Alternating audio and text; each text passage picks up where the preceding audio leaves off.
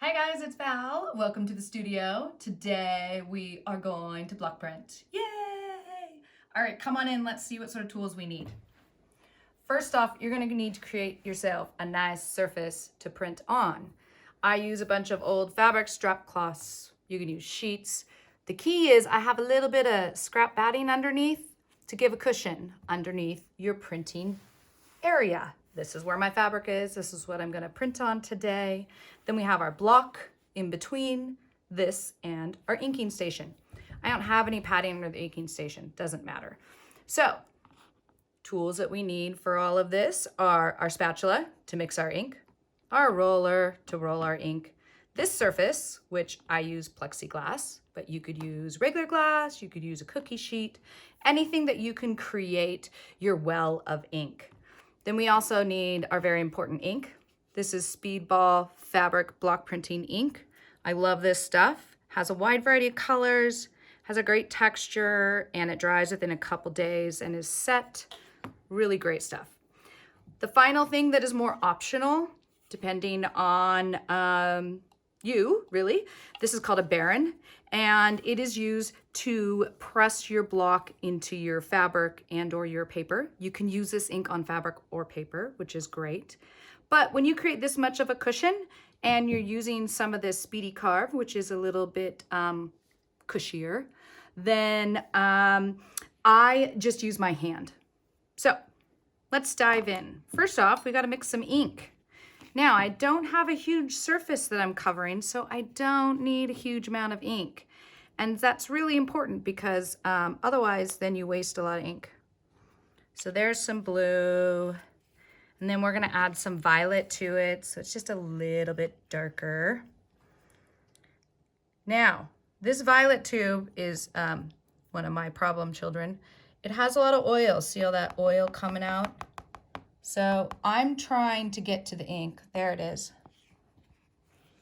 This oil is not like a horrible thing to get mixed in here, but when it comes out like that, what happens is then your ink gets a little bit too transparent. So I just put it off to the side, can move it up here. Now we're gonna mix this guy up. So it's really important that you mix super well, but you don't need to spread out your ink all across the surface here to mix it. As you can see, I'm keeping it in a pretty small zone.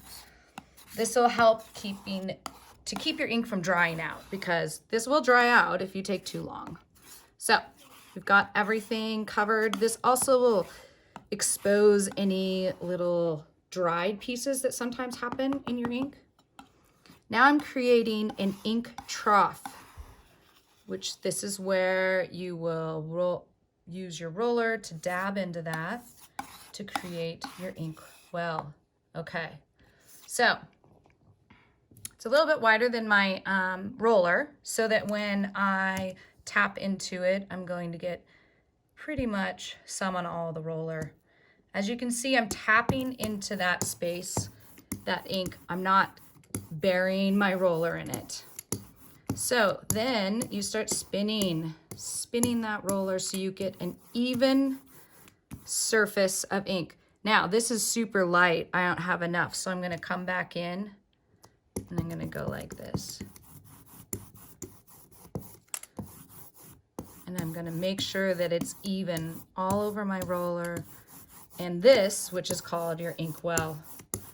It's like a stamp pad.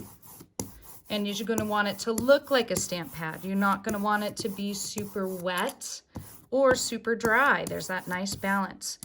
And I know I've had the right balance when it sounds a certain way, so I want you to really listen.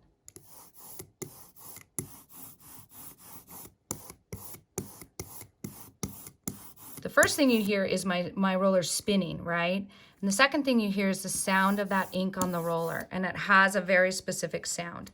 Also, when you look at the roller, it looks almost like a stamp pad. It's a very even amount of ink. It's not super wet, right? Okay, now I'm gonna show you how you don't want your well to look, because this is just as important as how it should look.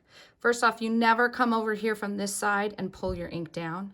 And don't just go like that in the middle of all your ink. So that's a lot of ink, right? Okay. first off, it makes it super slick and it's hard to spin your roller. So when you see this, see all that texture and all that wetness? Now, if you were to roll your block with this, you would lose your detail within all your carving, right? The ink would ooze over the edges. The whole point of this is applying thin layers of ink. So now we're gonna just clean up this well. So if that happens, it's okay, not the end of the world. Put your dried ink over there and you just make another one, okay? So now, in a quest to find our perfect sounding well, I'm gonna tap into that, right? And you want it to be even. Oh, there's a little goober in here, which is a little dried piece of ink. So I'm just gonna scrape it out. These things happen. And I want you to notice how I'm holding my roller. See how my handle is parallel to the surface? I'm not up like this. This is not gonna work for you. So you wanna roll like this. All right, I think we have enough. I think it's time. It's nice and even to roll our block. So this is a nice clean block. There hasn't been any ink on it. So we're gonna roll, make sure, again, you're spinning your block, your roller, excuse me, and then you're covering the entire surface. Now, the first time I roll, I will do a test print. That's why my drop cloths are covered in block prints, is because I have found, for me printing, that first print you make on a clean block is never as opaque and crisp as I want it to be. It's a little bit thin.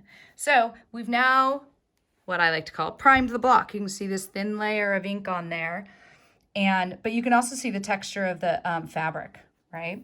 So we're gonna go back over here, gonna fill our roller, and then we're gonna roll the block again. Now this one, we're gonna actually print on our blue fabric. So one of the things that's really important, as I've said, and I'll say this a lot, is thin layers of ink. Thin layers of ink. Because it'll transfer better and you won't lose any of your detail or get goopy. And when you look at my block, it has that similar texture to the way that my well looks and my roller. It has this kind of like stamp pad sort of amount on there without it seeming too wet, right? Okay, I'm gonna find a spot on here. Here we go. I like to use the palm of my hand, gently press. I shouldn't say gently, even a little bit, but you're not, when you have this padding underneath, it helps the block transfer better. You also can use this part of your hand and rock it, making sure you get all your parts. If you just do this, you're gonna miss a part and something won't transfer as well.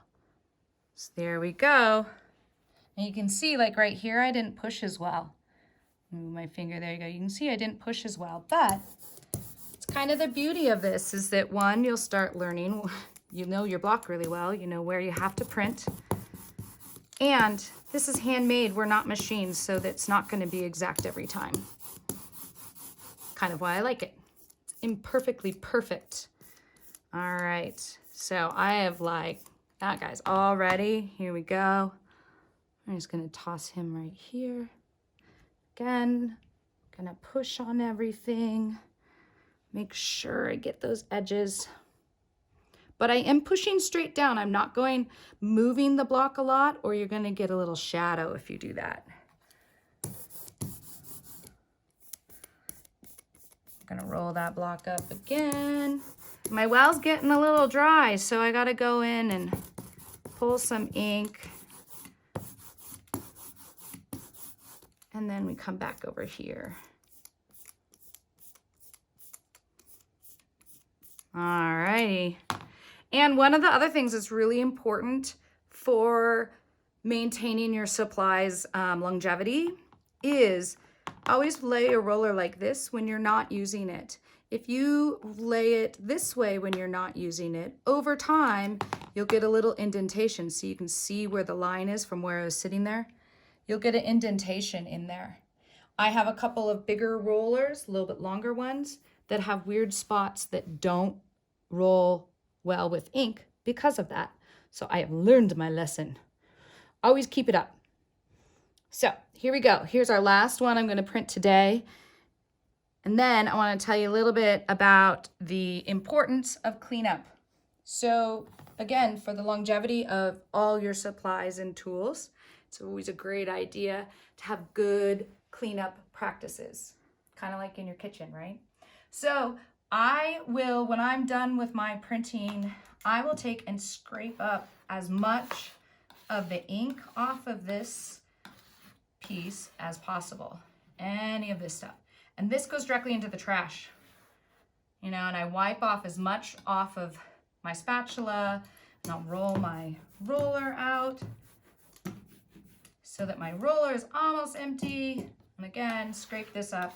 Then I use a little Dawn and a sponge to clean all of these up. And then you just let them air dry.